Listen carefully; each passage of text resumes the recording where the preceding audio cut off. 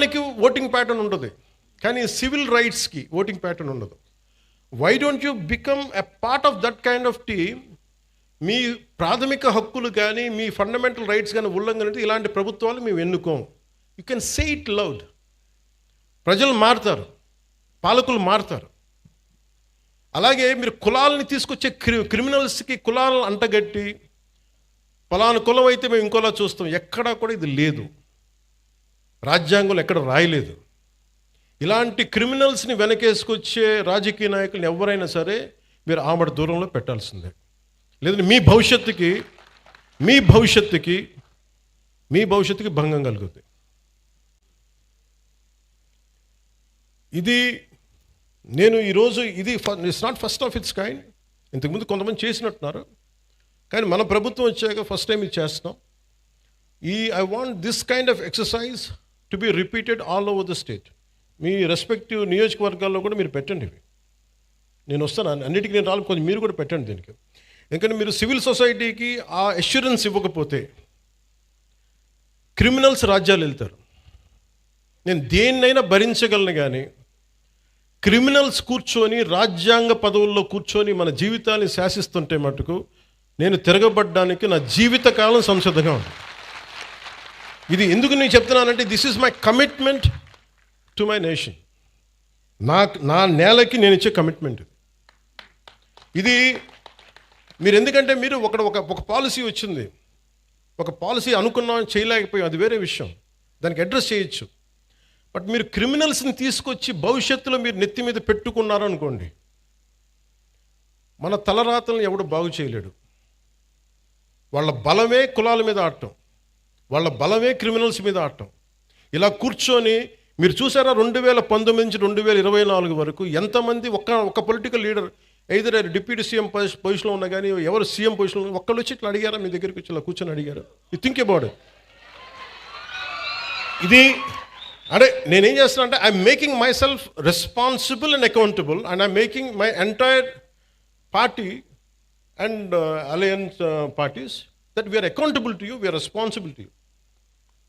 మేము చెప్పడానికి వచ్చాం ఇక్కడికి. అలాగే సమస్యలు ఉన్నాయి, చాలా సమస్యలు. ఇప్పుడు కూర్చోబెట్టి గౌస్ గారి సమస్య నా దాకా వచ్చింది అంటే it's a failure, systemic failure. అది సిస్టమ్ ఫెయిల్యూర్. అది ఒక ఎస్ఐ చేయాల్సిన పని, అది ఒక స్టేషన్ హౌస్ ఆఫీసర్ కూర్చొని చేయాల్సిన పని.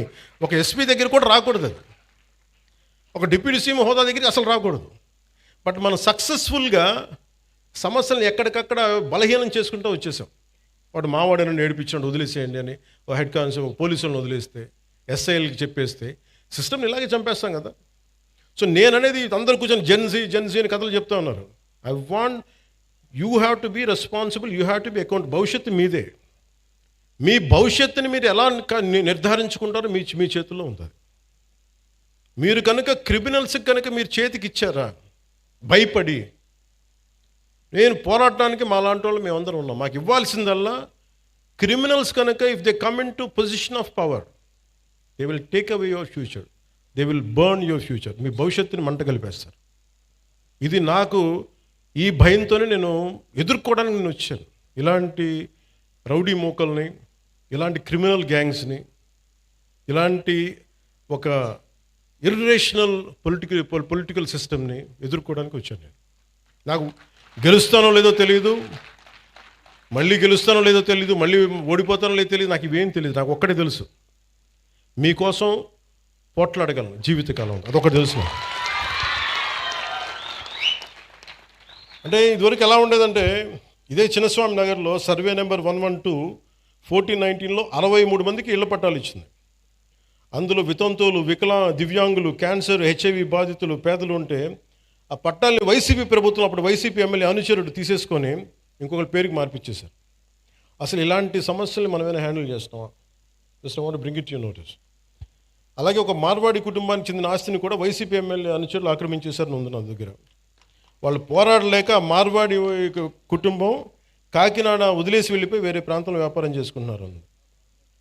అలాగే ఇవి ఎక్కడో చోట సివిల్ సొసైటీ కనుక బలంగా కనుకుంటే ఇలాంటి క్రిమినల్స్ రాజ్యాలు వెళ్ళరు. పూర్తిగా భవిష్యత్తు మీ చేతిలో ఉంది. అందుకని I'm always in your service. అలాగే ఇక్కడ చెప్పిన యువతకు కూడా మీ భవిష్యత్తు ఉపాధి అవకాశాలన్నిటి కోసం As I promised you, we'll go for a convention. We'll conduct a convention very soon.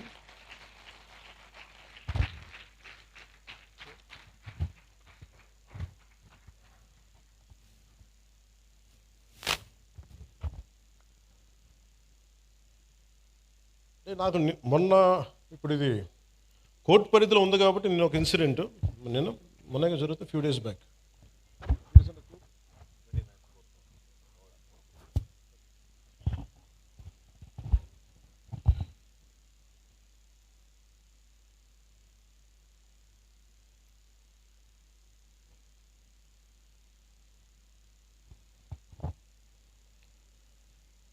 SP గారికి కూడా చెప్తున్నాను సార్, గతంలో అంటే ఇది మీకు చెప్తున్నా కానీ ఇలాంటి ఇన్సిడెంట్స్ పునరావృతం కావచ్చు. ఎవరైనా సరే సామాజిక మాధ్యమాల్లో వాళ్ళకి నచ్చని అంశాల మీద ఒక అభిప్రాయం తెలియజేశారు. కొంతమంది యువకులు కావచ్చు, కొంతమంది వ్యక్తులు కావచ్చు, సామాజిక మాధ్యమాల్లో ఫేస్బుక్స్లో ఫోన్లు తీసుకొని మీ ఇళ్లలోకి వస్తాం, మీ ఇంట్లో ఆడవాళ్ళని కానీ ఆడపడుచుల్ని కానీ వీ గోయింగ్ టు వయలేట్. ఇది స్ట్రింజెంట్గా వాళ్ళు చాలా బలంగా చెప్తా ఉన్నారు. ఇది గతంలో కోనసీమలో కూడా జరిగింది. This is becoming a recurring pattern and repeated behaviour. అందుకని నా clear cut instruction for user to the entire police department, everyone please, if someone is violating every citizen's fundamental right, you are supposed to protect it. అంతేగాని మీరు కూర్చోబెట్టి భవిష్యత్తులో వాళ్ళు వస్తారేమో, నేను చెప్తున్నా వాళ్ళు రారు. దేనికంటే క్రిమినల్స్ని మేము ఎంకరేజ్ చేయం. This is my commitment. Criminals should not be encouraged, should not rule us. Rule అంతే. మీరు కూర్చోబెట్టి, కోనసీమలో కూడా జరిగింది మీకు చెప్తాను. అది బాబాసాహెబ్ అంబేద్కర్ గారి కోనసీమ అని పేరు పెట్టారు. దానికి గవర్నమెంట్ ఏం చెప్పింది, మీకు ఈ పేరు మీద మీకు వ్యతిరేకత ఏదైనా ఉంటే, ఎవరికి ఇష్టం లేకపోతే please come and say you dissent. ఆ డిసెంట్ కోసం కొంతమంది వెళ్తున్నప్పుడు అవి మాకు ఏకాభిప్రాయం లేదు, మాకు దీని మీద భిన్నమైన అభిప్రాయం ఉందని చెప్పడానికి వెళ్ళినప్పుడు బాబాసాహెబ్ అంబేద్కర్ గారి పేరు పెట్టుకునే వాళ్ళు ఆయన పేరు మీద చాలామంది దానికి ఇష్టం లేదని చెప్పిన వాళ్ళందరి కుటుంబాలకు కూడా ఇళ్లలోకి వచ్చి మేము మానభంగాలు చేస్తాం, ఇళ్లలోకి వచ్చి మీ ఆడపిల్లల్ని వైలేట్ చేస్తాం, ఇవన్నీ మాట్లాడుతున్నప్పుడు then government not even one word. Law and order ఏ స్థాయి కొలాప్స్ అయిపోయిందంటే, ఇది ఈరోజు వాళ్ళు అధికారంలో లేకపోయినా still they are creating such belief that rowdyism will rule, criminality will rule. నేను మీకు ఇదే చెప్తున్నాను, ఈ గూండాలందరూ కూడా తొక్కి నార తీస్తాను, ఒక్కొక్కడికి చెప్తున్నాను. ఎందుకంటే నేను చాలా కాలం సహనం పెట్టాను, 2 సంవత్సరాలు మీ గురించి ఎప్పుడు మాట్లాడాల. మీరు రౌడీలాగా అవాకులు చవాకులు పేలితే మీకు చెప్తున్నా, నేను చాలా శాంతంగా ఉన్నా, మంచిగా ఉన్నా. మిమ్మల్ని ఒక మాట మాట్లాడను. మీరు రోడ్ల మీదకి వచ్చి సగటు మనుషులను ఇబ్బందులు పెట్టిన ఇలాంటి రౌడీ మూకలు ఎవడైనా సరే, ఈరోజు కాకినాడ ఈ టౌన్ హాల్ సాక్షిగా చెప్తున్నా, మాకు భవిష్యత్తులో ఇలాంటి పార్టీ ఒకటి ఉంటుంది. మాకు చిన్న వయసులో మేము పొడి చేసినా మమ్మల్ని రక్షించే మాకు ఒక వ్యక్తి ఉన్నాడు అని మీరు ఎవరైనా అనుకుంటే, మిమ్మల్ని వాళ్ళు ఎవరూ రక్షించలేరు. కోర్టు కేసులు కానీ పోలీసుల చేతికి దొరికారా, we will make sure you will never ever again think that you would even to do such an act. మీరు ఆలోచించడానికి కూడా భయపడాలి. ఎందుకంటే నాకు వదిలేస్తే ఎలా అయిపోద్దంటే, బీహార్లో లల్లూ ప్రసాద్ యాదవ్ గారి గవర్నమెంట్ టైంలో ఒక ఐఏఎస్ ఆఫీసర్ భార్యని, ఇది రికార్డ్స్లో ఉంది అందుకని చెప్తున్నాను, సంవత్సరాల పాటు గుండాలు తీసుకెళ్ళిపోయాడు భర్త ముందు. It's known case. ఈరోజు కూర్చొని మాట్లాడుతున్నారు చూసారా, ఎస్సీ అట్రాసిటీ యాక్ట్ అని సంఘాలన్నీ, ఆ రోజు ఒకళ్ళు మాట్లాడాల. హీజ్ దళిత ఆఫీసర్. సో ఇందులో మీకు ఏం చెప్తున్నానంటే క్రిమినల్స్కి కులం ఉండదని చెప్తున్నాను. చాలామంది కన్వీనియంట్ పాలిటిక్స్ చేస్తారు. 14 ఏళ్ళు ఒక 12 ఏళ్ళ పాప వైలేట్ చేస్తే ఖమ్మంలో నన్ను తిట్టినంతగా కొంతమంది నాయకులు ఆ పాప విషయంలో ఒక్కటి నోరెత్తల. సెలెక్టివిజం, చాలా సెలెక్టివ్ రెస్పాన్స్.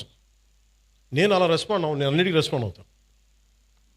ఇది నాకు నిజంగా మీ చేత చప్పట్లు కొట్టించుకోవాలను, లేదంటే మీ మన్నను సంపాదించాలని చెప్పట్లా. I feel this is my commitment for my nation. మీరు సీరియస్ చెప్తాను, మీరు కనుక రౌడీలను కనుక మీరు ఎంకరేజ్ చేశారా, గుండాలని కనుక మీరు వెనకేసుకొచ్చారా, ఈ దేశాన్ని ఎవడు బాగు చేయలేడు. నేను చెప్తున్నాను, ఒక హోంమంత్రిని కూర్చొని ఇష్టారాజ్యంగా మాట్లాడుతూ ఉన్నాను. హోంమంత్రిని మాట్లాడుతున్నారు, మేకప్ వేసుకున్నావు, దాన్ని తీస్తే ఒక వాళ్ళు ఇచ్చిన చాలామంది నవ్వు వస్తాయేమో, నాకు నవ్వు రాలా. అంటే ఇంట్లో తిరిగే ఒక ఆడబిడ్డ పౌడర్ వేసుకోకూడదు, బొట్టు పెట్టుకోకూడదు, అలంకారాలు చేసుకోకూడదు. ఒకడంటే సరిపోద్ది దానికి. రేపు పొద్దున కాలేజీల్లో ఆ అన్నోడి ప్రేరణ తీసుకొని ఎవడో అప్పుడే కాలేజీకి వచ్చిన పిల్లని అంటాడు, ఎవడు ఆ ఆడపిల్లని అంటాడు, ఆడబిడ్డని. నా భయాలు అది. హోంమంత్రి న్యూస్ అనేసి వెళ్ళిపోతారు. దాని పర్యావసానం, దాని కాన్సిక్వెన్సెస్ ఎక్కడికి వస్తాయి మనం ఊహించలేము. అందుకని ఇవి మేము వెరీ వెరీ క్లియర్గా ఉన్నాను. నేను అలయన్స్ ప్రభుత్వం, లా అండ్ ఆర్డర్ నా చేతుల్లో లేదు. దురదృష్టం ఏంటంటే ఇలాంటి కొన్ని ఇన్సిడెంట్స్ జరిగినప్పుడు సడన్గా నేను గుర్తొస్తాను. ఇక్కడ కూడా కులం వస్తుంది.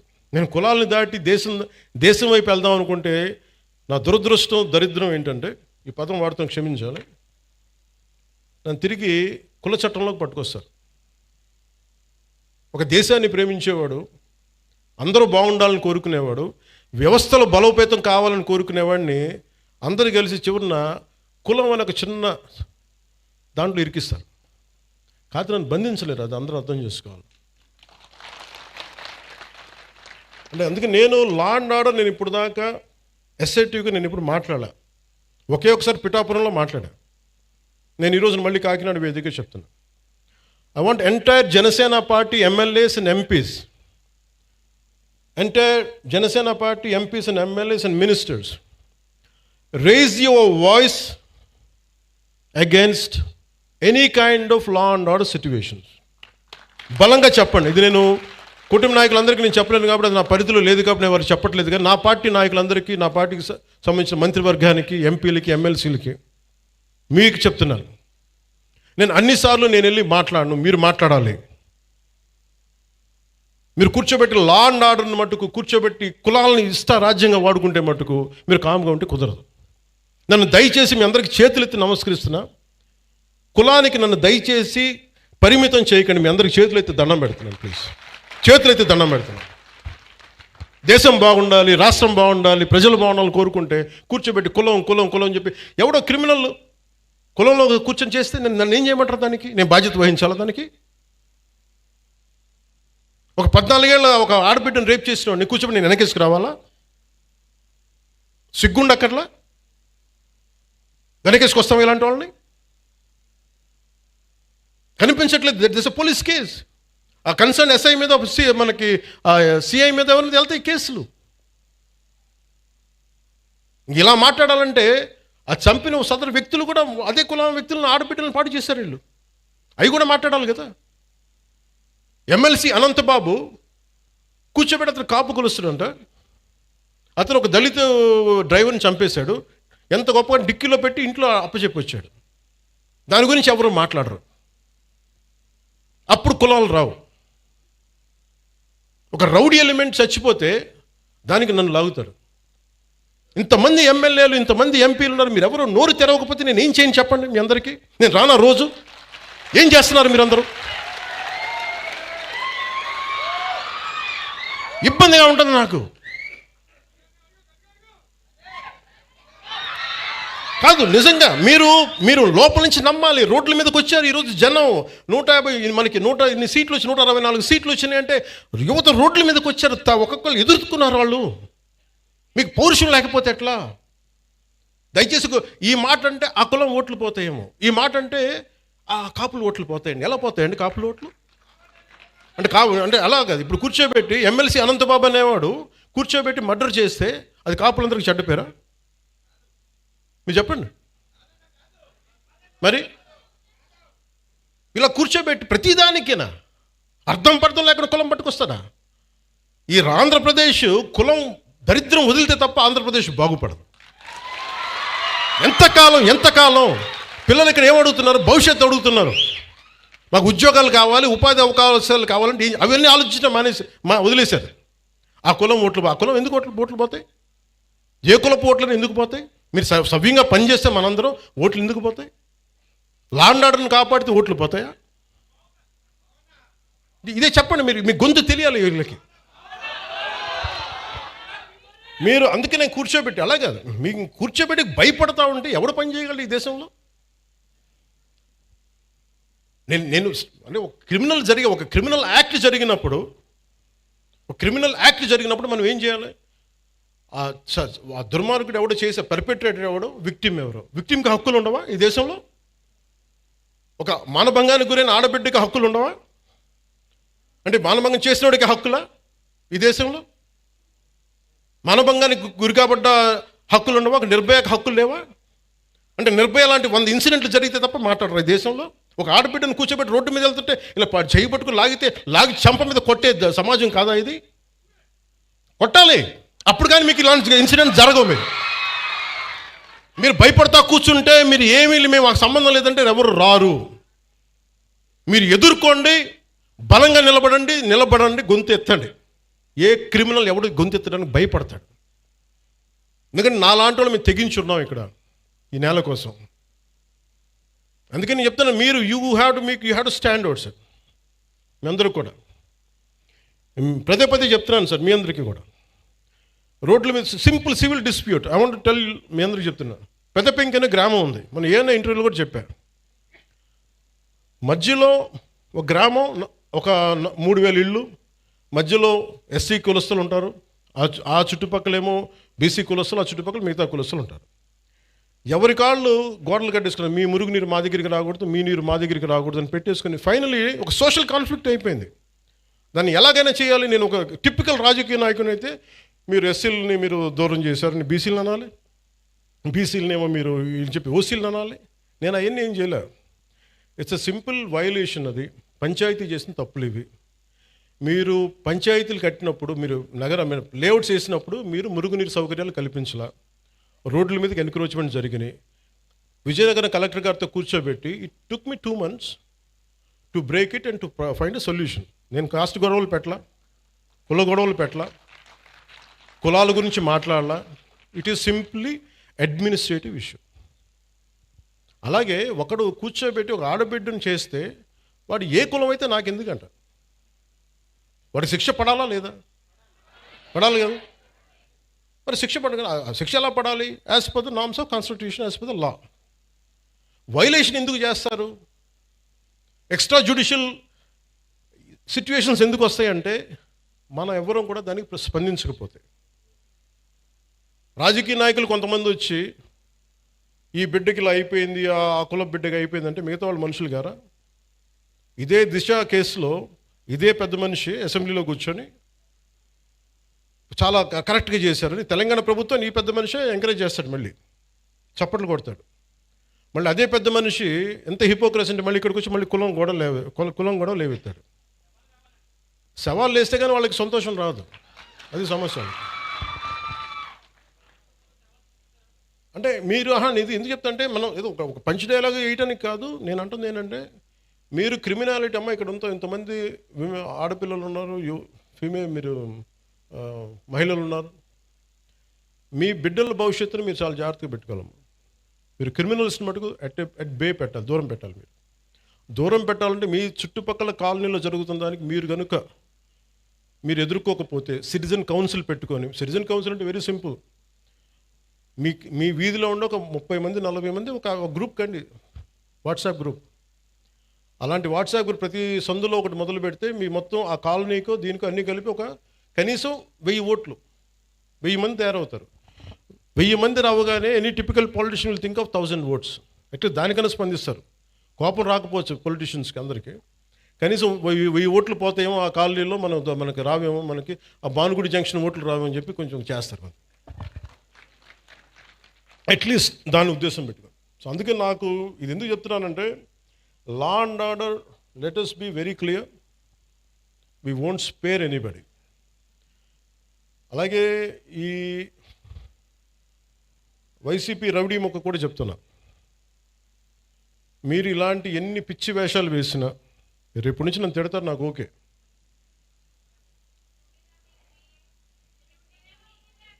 అంటే ముఖ్యంగా వైసీపీ రౌడీ మొక్కి చెప్తున్నా, మీరు వచ్చి మేము రక్తాలతో తడిపేస్తాం, బయటకు వచ్చాక మేము కోసేస్తాం, కుత్తుకులు కోస్తాం అంటే, మీరు భవిష్యత్తులో, నేను మీకు చెప్తున్నాను ఈరోజు నా మాట చాలా శ్రద్ధగా వినండి. ప్రతి వైసీపీ గుండాగడికి చెప్తున్నాను ఈ మాట, ఆన్ కెమెరా చెప్తున్నా, ప్రతి వైసీపీ గుండాకే చెప్తున్నా, మీరు కనుక మా ఇష్టారాజ్యంగా చేస్తాం, భవిష్యత్తులో మేము వస్తాం, మా ప్రభుత్వం వస్తుంది, నేను చెప్తున్నా. For example, for an argument sake, మీ ప్రభుత్వమే వచ్చింది అనుకుందాం, తొక్కి నారా తీస్తాను, మీకు చెప్తాను, గుర్తుపెట్టు. ప్రభుత్వాలు రావడాలు పోవటాలు ప్రజల చేతుల్లో నిర్ణయం ఉంటుంది తప్ప, వచ్చినప్పుడు భయపడిపోయి, ఇప్పుడు మీకు నేను చెప్తున్నా కదా, 3 సంవత్సరాలు ఉంది, 3 సంవత్సరాల్లో మీకు స్ట్రింజెంట్ యాక్షన్ నేను చూపిస్తాను, మీకు గుర్తుపెట్టుకోండి. మీరు మాట్లాడండి, నేను ఇప్పుడు దాకా మాట్లాడలా. లా అండ్ ఆర్డర్ నాది కాదు అని చెప్పి కాము కూర్చున్నా. నా అభిప్రాయాలు కూడా సీఎం గారికి నేను చెప్పను, డైరెక్ట్గా నా అభిప్రాయాలు నేను ప్రజలతోనే చెప్తాను, నేను సీఎం గారికి కూడా చెప్పను. ఓకే, మా నాయకులు కూడా నాకు చెప్తే వీళ్ళు ఎంత మొహాటస్లో నాకు తెలియదు, ఎంత చెప్తారో నాకు తెలియదు. నా డైలాగ్ ఒకటే అమ్మా, నా డైలాగ్ ఒకటే, నా కమ్యూనికేషన్ ఒకటే, నాకు నా ప్రజలకి తప్ప నేను ఎవరితో మాట్లాడు, దీనికి సంబంధించి మీతోనే మాట్లాడు. అందుకని మీరు పోలీస్ అధికారులు కూడా చెప్తున్నారు, భవిష్యత్తులో ఒకవేళ వైసీపీ వస్తే, అందుకని మనం జాగ్రత్తగా ఉండాలి. ఒకవేళ చెప్తున్నాను, రాదని చెప్తున్నా, ఒకవేళ నేను నాకున్న ఇది కనెక్షన్ చెప్తున్నాను, నా కమిట్మెంట్ చెప్తున్నా, మీరు వెనకేసుకొచ్చారు గూండాల్ని అంటే ఐ విల్ మేక్ షూర్ నేను గుర్తుపెట్టుకుంటాను, మిమ్మల్ని గుర్తుపెట్టుకుని, నేను వ్యక్తిగతంగా గుర్తుపెట్టుకోను. నేను ఎస్పీ గారిని, ప్రీవియస్ కలెక్టర్ గారిని కూడా అడగండి, not even once I have call them, ఫలాంది చెయ్యండి చెయ్యొద్దు ఏం చెప్పలా, do the duty what is needful there, అంతకుమించి ఒక్క మాట చెప్పలా. అందుకే చెప్తున్నాను, భవిష్యత్తు రాష్ట్రంలో ఉన్న పోలీసు ఉన్నతాధికారులు ఎవరు, గతంలో మేము వైసీపీకి పనిచేసాం కాబట్టి మా లాయల్టీస్ అక్కడ ఉంటాయి అని మీరు ఎవరైనా ఫీల్ అయితే, మిమ్మల్ని నేను ప్రత్యేకించి దృష్టి పెడతాను మీ మీద. అది మీరు ఏ స్థాయి అధికారులు, ఎందుకంటే నాకు వ్యవస్థల్ని నిర్వీర్యం చేసే ఈ రోజున దౌర్భాగ్యపు స్థితి పట్టుకొచ్చారు అందరూ కలిపి. గౌసన్ ఆయన వ్యక్తికి జరుగుతుంటే, ఒక ఎస్ఐ స్టేషన్ హౌస్ ఆఫీసర్ చేయాల్సిన పని ఎస్పీ దగ్గరికి వచ్చింది, డిప్యూటీ సీఎం దాకా వచ్చిందంటే it's a failure of institution, వ్యవస్థ తాలూకు ఫెయిల్యూర్ అది. అలాంటి జరగకుండా ఉండాలి అంటే మటుకు నేను ఖచ్చితంగా ఉండదలుచుకున్నాను. నాకు మా పార్టీలో నాయకులు ఎలా ఉంటారో కూడా నాకు తెలియదు, నేనైతే ఇలా ఉంటాను. మా వాళ్ళు ఎంత ధైర్యం తెచ్చుకొని నిలబడతారో నాకు తెలియదు, అది వాళ్ళ చేతిలో ఉంది, నా చేతిలో లేదు.